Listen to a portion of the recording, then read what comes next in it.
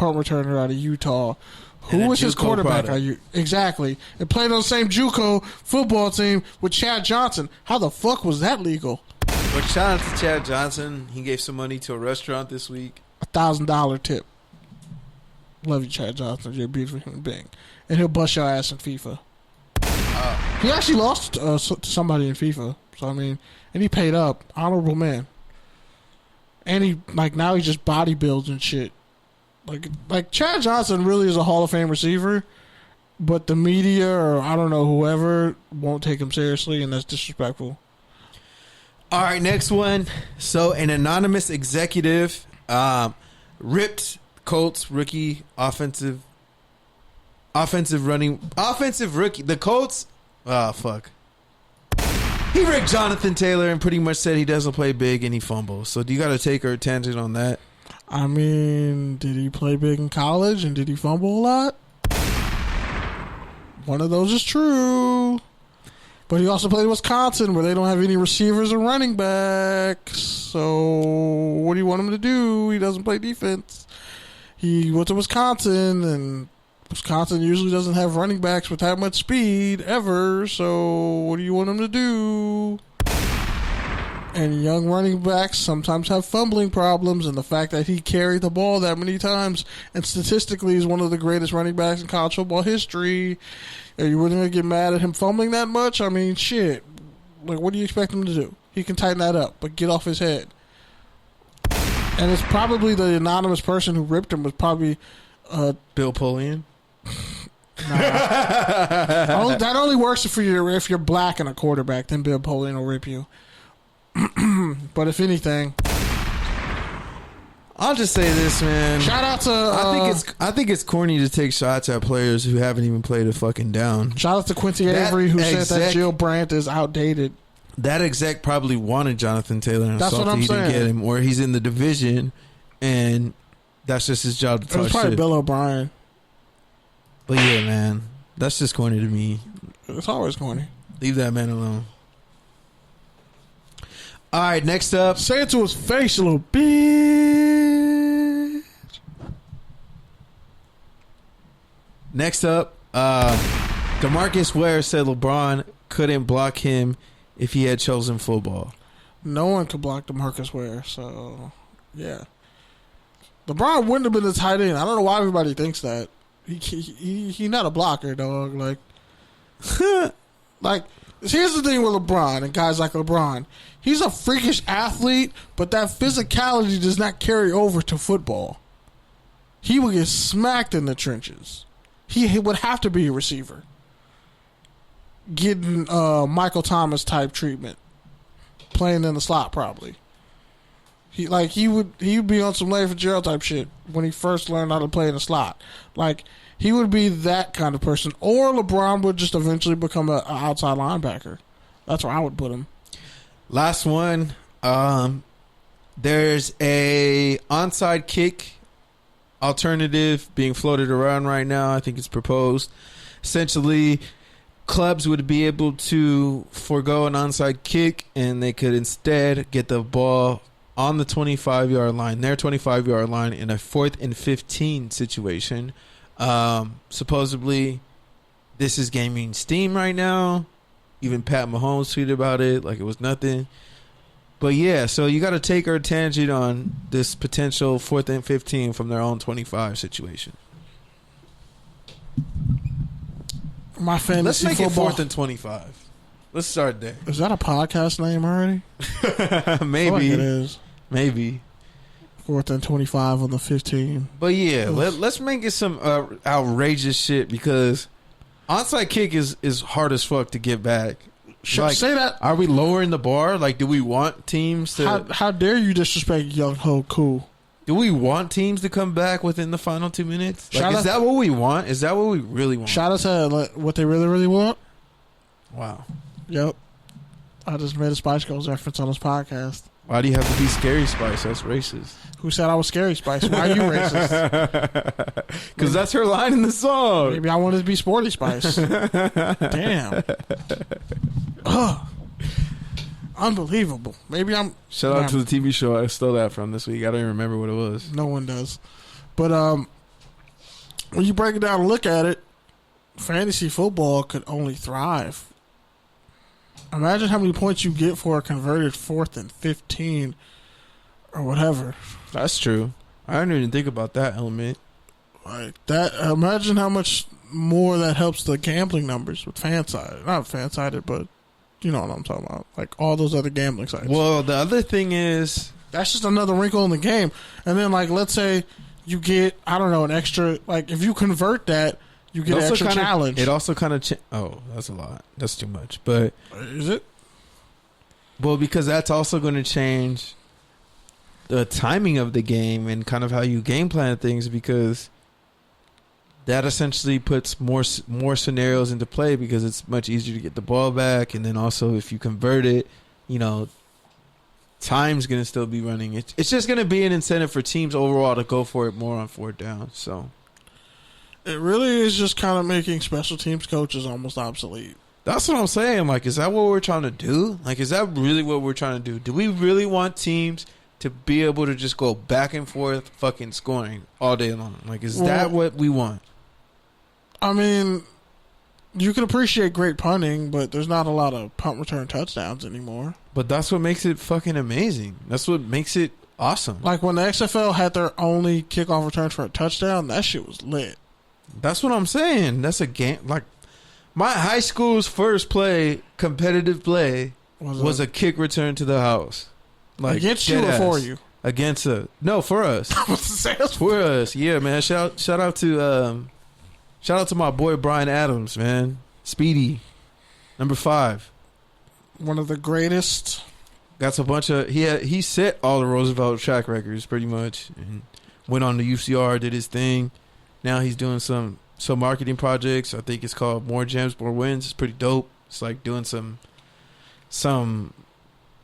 like culture shit, like boxing together, like, you know, magazine clippings and rookie cards and, like, you know, design T-shirts, and it's pretty dope, man. So shout out to him. Shout out to fucking Roosevelt grads. So, like, when is he coming on the show? Yeah, we got to get him on, man. But shout out to Jay Mitch too, man, doing his thing.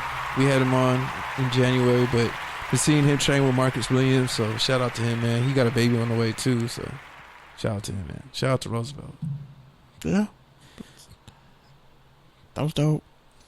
All right, touchdown or turnover. Sorry. Again, you can't just yell the name. I said that's before. A horrible transition, bro. I said last one. Exactly. Don't just say touchdown or turnover. Know how to fucking run the board. I do. That was a shitty transition, bro. I said earlier. It's shittier than your lineup right now. Okay.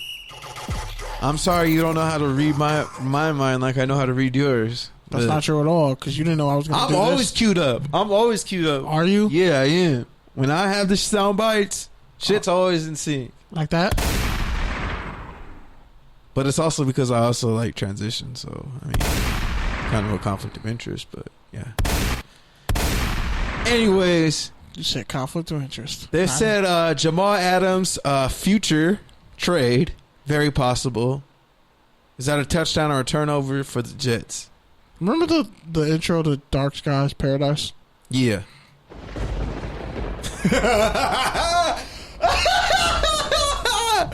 Dun, dun, dun, dun, dun, dun, dun.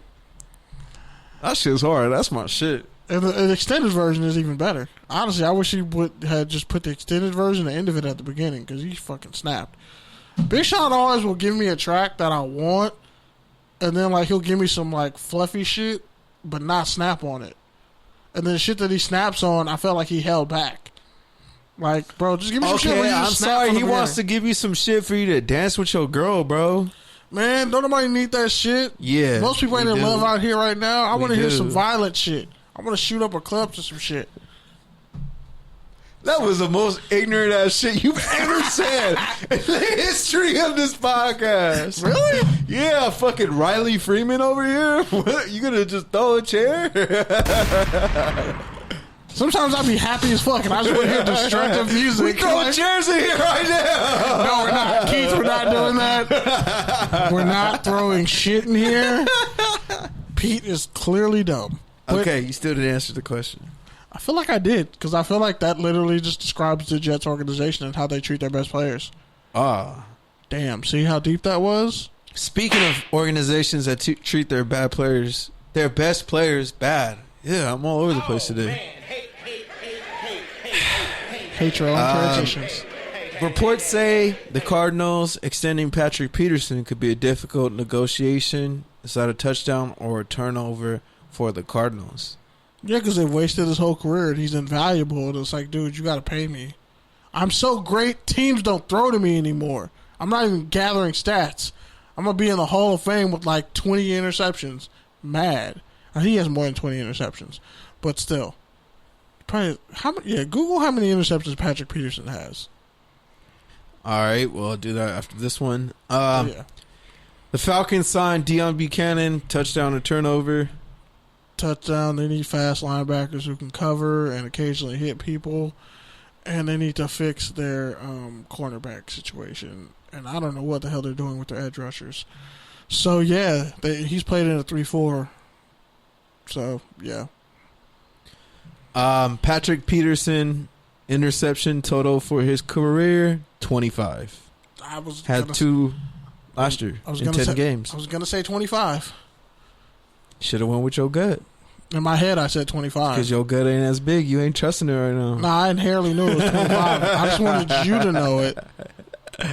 Like, I inherently knew he had 25 picks. But that's crazy to be in the Hall of Fame. You don't even have 30 interceptions. That's a corner. DeVante Freeman turned down a 1-year, $4 million contract with the Seahawks. Is that a touchdown or a turnover for Freeman? I feel like he probably would have got fat in Seattle, like all the other running backs. Allegedly. All that seafood, all that cholesterol. I mean, is it like a thing? And it's rainy. It's like where certain people have don't that. Want to run outside. Certain people have that gene to where like they're skinny their whole lives, and then eventually you just see like, oh, they can get fat, like one biscuit or one heartbreak away, and they're gonna balloon up, and they might not come back down. Pacific Northwest is just different, man. That depression weight. There's not a lot of sunshine. It's like New York and LA like combined. It has like good traits of bad traits of both. So it's just like different. Like Miami's humid and there's a lot of crazy shit happening, but it's fun and you're always like there's always something to do. New York, I mean, but if comparing the South to the Pacific Northwest it's a big difference. And he was in Atlanta. Yeah. All right, so the Eagles have been eyeing veteran running backs, including Freeman, as well as LaShawn McCoy and Carlos Hyde.